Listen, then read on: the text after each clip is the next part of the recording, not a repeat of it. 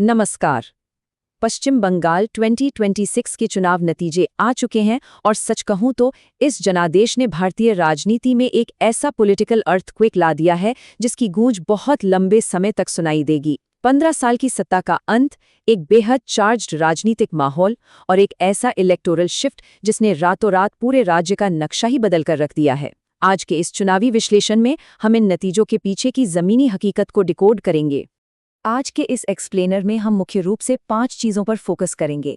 ऐतिहासिक बदलाव के आंकड़े, कैसे महिलाओं के वोट ने सब कुछ तय किया, वेलफेयर स्कीम्स की आक्रामक जंग, वोटिंग प्रतिशत का असल डेटा और चुनाव के बाद दोनों तरफ से आ रहे नैरेटिव्स। तो चलिए सीधे पहले पॉइंट से शुरू करते हैं, ऐतिहासिक चुनावी बदलाव और जनता का फैसला। आखिर जमीन पर ऐसा क्या हुआ जिसने सबको चौंका दिया? सीधे नंबर्स पर आते हैं। 206 ये नंबर अपने आप में एक बहुत बड़ी कहानी कह रहा है। बीजेपी ने 206 सीटों के साथ कंफर्टेबली मेजॉरिटी मार्क क्रॉस कर लिया है और वो तृणमूल कांग्रेस, जिसका किला पिछले 15 सालों से अभेद्य माना जाता था, वो इस बार महज 80 सीटों पर सिमट गई। बहुमत के आंकड़े को इस मार्जिन से पार करना कोई मामूली बात नहीं है, ये एक मैसिव शिफ्ट है। और इस पूरे राजनीतिक भूकंप का केंद्र देखिए, भवानीपुर। खुद निवर्तमान मुख्यमंत्री ममता बनर्जी अपने ही गढ़ में हार गईं। उनके ही पूर्व सहयोगी और अब कड़े प्रतिद्वंदी शुभेंदु अधिकारी ने उन्हें 15,105 वोटों के मार्जिन से मात दी। अब आप ही सोचिए, जब कोई मौजूदा मुख्यमंत्री अपने होम टर्फ पर हार जाए तो इससे बड़ा सत्ता विरोधी लहर का क्या सबूत हो सकता है। अब दूसरे और सबसे अहम फैक्टर पर आते हैं जिसने इस पूरी चुनावी कहानी की स्क्रिप्ट लिखी है, शिफ्टिंग डेमोग्राफिक्स, खासकर महिला मतदाता। देखिए, पश्चिम बंगाल में महिला मतदाता कुल इलेक्टोरेट का लगभग आधा हिस्सा हैं। ऐतिहासिक रूप से इस साइलेंट वोटर को टीएमसी का सबसे वफादार और स्ट्रॉन्ग वोट बैंक माना जाता था।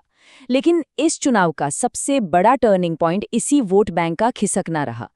इसी एक डेमोग्राफिक ने सारे राजनीतिक समीकरणों को पलट कर रख दिया। लेकिन सवाल ये है कि आखिर महिलाओं का ये वोट बैंक शिफ्ट हुआ कैसे? इसका सीधा जवाब छिपा है वेलफेयर स्कीम्स की उस जबरदस्त जंग में जो इस चुनाव का सबसे बड़ा हथियार बनी। ग्राउंड पर यह पूरी तरह से एक इकोनॉमिक बिडिंग वॉर थी। एक तरफ टीएमसी की लक्ष्मी भंडार योजना थी, जिसे बढ़ाकर जनरल के लिए 1,500 रुपये और रिजर्व्ड कैटेगरीज के लिए 1,700 रुपये प्रति माह किया गया। पर इसके जवाब में बीजेपी ने एक मास्टर स्ट्रोक खेला, अन्नपूर्णा योजना, जिसमें हर महीने सीधे 3,000 रुपये देने का वादा किया गया। जब कोई चैलेंजर सीधे दोगुना आर्थिक लाभ देने का वादा करे तो जाहिर है इसका महिला वोटरों पर एक बहुत गहरा और सीधा इम्पैक्ट पड़ना ही था। और इस इकोनॉमिक स्ट्रैटेजी का जमीनी असर नेताओं के बयानों में साफ झलकता है। दिल्ली के मुख्यमंत्री लेखा गुप्ता का ये स्टेटमेंट देखिए, वो इसे सीधे तौर पर महिलाओं की जीत करार दे रही हैं। मतलब राजनीतिक दल खुद ये मान रहे हैं कि महिलाओं को फोकस में रखकर बनाई गई उनकी ये स्ट्रैटेजी पूरी तरह से हिट रही है। वादे और दावे अपनी जगह हैं, लेकिन क्या ये रणनीतियां पोलिंग बूथ तक पहुंची? चलिए वोटिंग परसेंटेज का असली डेटा ब्रेकडाउन करते हैं।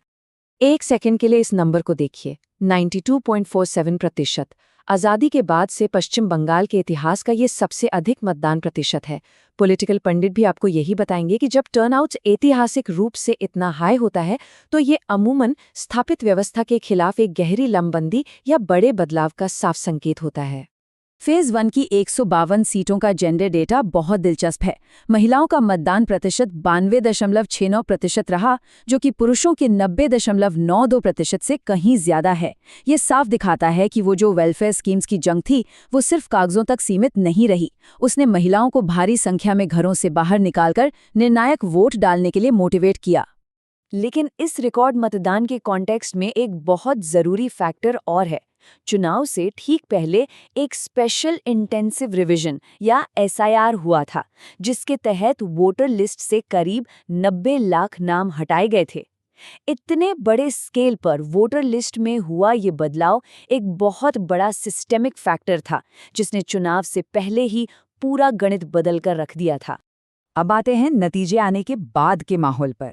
जीत और हार के बाद नेताओं की क्या प्रतिक्रियाएं हैं और वो क्या नैरेटिव सेट कर रहे हैं, ये समझना बहुत जरूरी है। हार के बाद निवर्तमान मुख्यमंत्री ममता बनर्जी का रुख बेहद आक्रामक है। वो साफ कह रही हैं कि इस्तीफा देने का सवाल ही नहीं उठता, क्योंकि उनके मुताबिक ये कोई जनादेश नहीं बल्कि एक साजिश है। उन्होंने सीधा आरोप लगाया है कि इलेक्टोरल प्रोसेस से छेड़छाड़ की गई है और वो विशेष रूप से उन्हीं 90 लाख नामों के डिलीट होने का जिक्र कर रही हैं।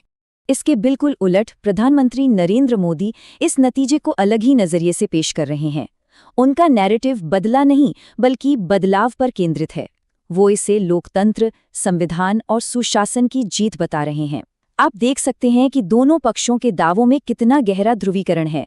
एक तरफ साजिश का आरोप है तो दूसरी तरफ लोकतंत्र की जीत का दावा। वहीं भवानीपुर के विजेता शुभेंदु अधिकारी का बयान एक अलग ही तस्वीर पेश कर रहा है। वो इस जीत का क्रेडिट विशेष रूप से एक खास डेमोग्राफिक को दे रहे हैं और उनका फोकस मैनिफेस्टो में किए गए वादों को डिलीवर करने पर है। ये बयान जमीनी स्तर पर काम कर रहे पोलराइजेशन और वादों की राजनीति को बहुत क्लियरली दर्शाता है। तो आखिर में इस पूरी कहानी का निचोड़ क्या है?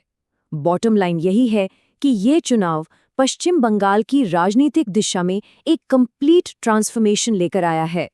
15 साल की एक छत्र टीएमसी सरकार का जाना और एक फुल बीजेपी मेजॉरिटी का आना कोई रूटीन सत्ता परिवर्तन नहीं है। ये राज्य में एक बिल्कुल नए राजनीतिक युग की शुरुआत है। और अब एक बड़ा सवाल जो हम सबको छोड़कर जा रहा है।